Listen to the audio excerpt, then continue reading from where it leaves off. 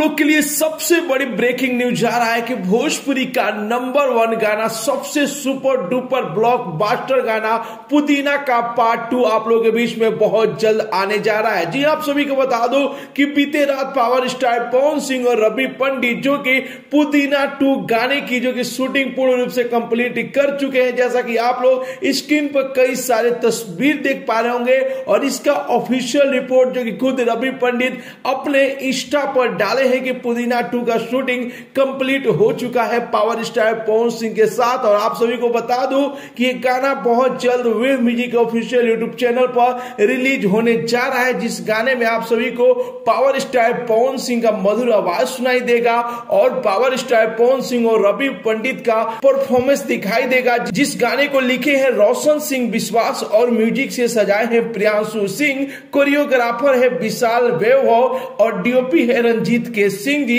और एक गाना wave music official YouTube channel पर बहुत जल्द रिलीज होने जा रहा है। तो जितने भी पावर स्टार पवन सिंह के फैंस हैं उनके लिए सबसे बड़ी खबर यह है कि पुदीना 2 की शूटिंग पूर्ण रूप से कंप्लीट हो चुकी है। और जैसा कि आप लोग स्टार्टिंग में वीडियो देखें कि बताया जा रहा है कि बहुत ही जबरदस्त सॉन्ग आने जा रहा है जो गाना पुदीना से भी बड़ा हिट साबित होगा।